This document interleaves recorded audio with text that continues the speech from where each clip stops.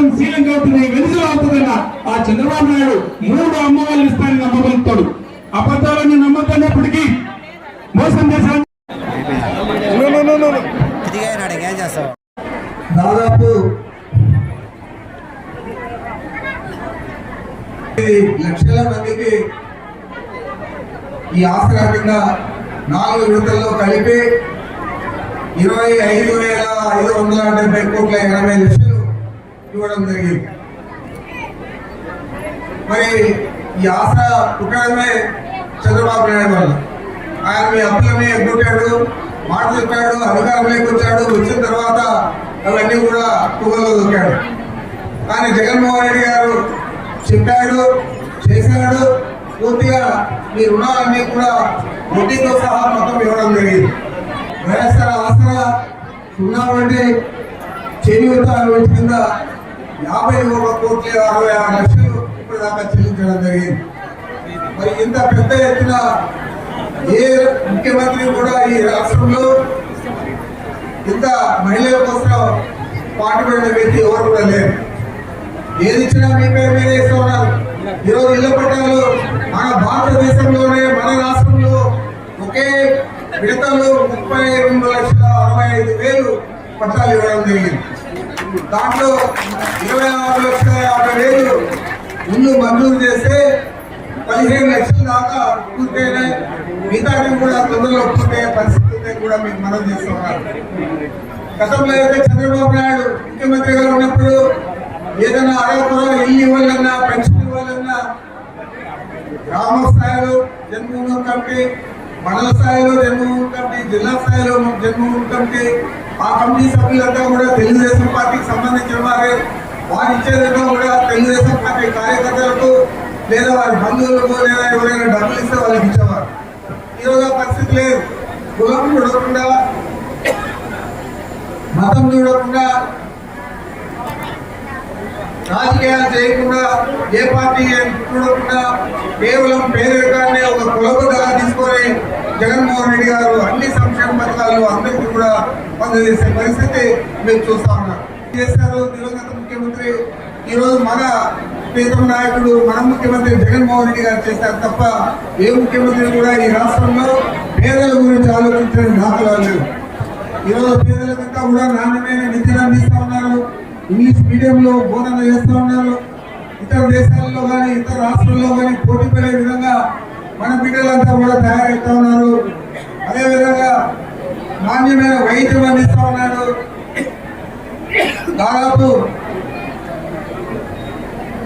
1000 రూపాయల పైన 35 లక్షల దాకా ఎంత ఖర్చైనా కూడా ప్రభుత్వమే భరించి ఆరోగ్యశ్రీ కింద 3,200 పైచీలకు డబ్బుల దాకా కూడా ఈరోజు వైద్యం అందజేసే పరిస్థితి జగన్మోహన్ రెడ్డి గారు కల్పించారు. మరి ఏం తీసుకున్నారో ఒక చరిత్ర రాస్తున్నారు. మరి చంద్రబాబు నాయుడు ఏం రాస్తాడో అని అడుగుతున్నాను. ఆయన పేరు మీద ఏదైనా ఒక పథకం ఉందా, లేదా ఏదైనా ఒక ప్రాజెక్టు ఉందా, ఆయన కాలంలో ఏదైనా పూర్తి చేసిన ప్రాజెక్టు పేరు ఏమన్నా ఉందా? ఏది కూడా లేదు. కాలయాపన చేయడం, అమరావతిని ఎంచుకొని అక్కడ కోట్ల కేసులో దొరికిపోయి పారిపోయి విజయవాడకు రాత్రి వచ్చి అరెస్ట్ చేయకుండా తప్పించుకొని ఏడొచ్చి అమరావతిని ఎంచుకొని అక్కడ వారి సామాజిక వర్గానికి సంబంధించిన భూములన్నీ కూడా ఉన్నాయి కాబట్టి అక్కడ క్యాపిటల్ కడతారని చెప్పి 5 సంవత్సరాల్లో కూడా ఆయన కట్టిన క్యాపిటల్ ఆయన పేరు పెట్టాడు. తాత్కాలిక రాజధాని. ఆ రాజధాని భవంతులన్నీ కూడా దాదాపు బహిష్కరంగా కడితే పైన పడిన నీళ్ళన్నీ కూడా లోపల వచ్చే పరిస్థితి మనం మీడియాలో చూసాం. మరి ఈ విధంగా అప్పులు మాత్రం లక్షల కోట్లు అప్పులు చేసి ఏది కూడా అభివృద్ధి చేయకుండా కేవలం పార్టీ కార్యకర్తల కోసం పనిచేసిన చంద్రబాబు ఇక్కడ ఈరోజు పేదలందరినీ కూడా సమంగా చూసి పార్టీలు చూడకుండా మీరు ఎవరికి ఓటేస్తారని చూడకుండా అందరికీ న్యాయం చేస్తా ఉన్న మనం ప్రీతం నాయకుడు జగన్మోహన్ రెడ్డి గారు ఇక్కడ నేను ఆలోచన చేయాలని మీకు మనం చేస్తా ఉన్నా. చంద్రబాబు నాయుడు గారు ఎన్ని హామీలు ఇచ్చారు? 100 పేజీల మేనిఫెస్టో 600 హామీలు ఇచ్చాడు. ఏమైనా అమలు చేశారా? అమలు చేస్తుంటే ఈ రోజు ఆసరా పథకమే లేదు కదా మనకు.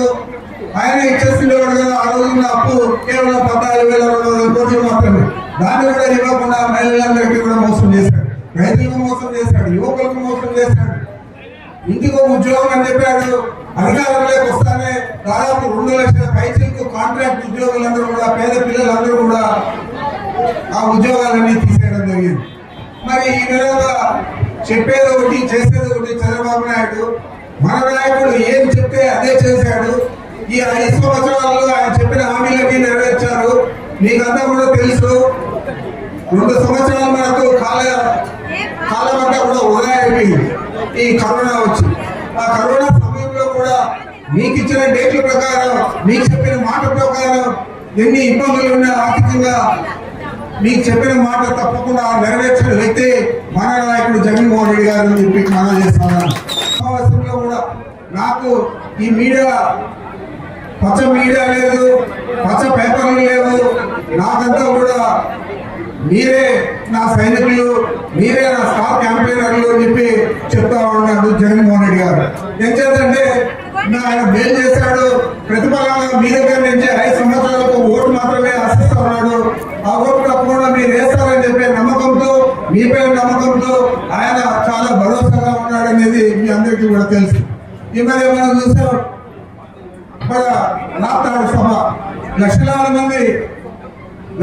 మంది వచ్చి ఆ సభలో పాల్గొని ఉదయం 9 గంటల నుంచి సాయంత్రం సభ ముగిసేదాకా ఒక్కరు కూడా కదలకుండా, నీళ్లు లేకుండా, భోజనం లేకుండా ఆ సభలోనే ఉత్సాహంగా అందరూ కూడా కేరింతలు వేసిన విషయాలన్నీ కూడా మీరు మీడియాలో చూసింటారు. రాష్ట్రంలో ఆ రోజు జగన్మోహన్ రెడ్డి గారు తండ్రి రాజశేఖర రెడ్డి గారు 7% రిజర్వేషన్లు పెడితే మైనారిటీ సోదరులకు, విద్యార్థులకు అందరికీ ఆ 7% రిజర్వేషన్లు సుప్రీంకోర్టు దాకా పోయి 4% తగ్గించిన వ్యక్తి చంద్రబాబు నాయుడు. ఈ 4% రిజర్వేషన్లు మైనారిటీ పిల్లలంతా కూడా ఈ రోజు డాక్టర్లు, ఇంజనీర్లు అయ్యి ఇతర దేశాల్లో స్థిరపడిన సంగతి కూడా మీ అందరికీ తెలుసు. మనకు మైనారిటీ సోదరులంతా కూడా ఎక్కువగా ఉన్నారు మనకు కదిరి పట్టణంలో.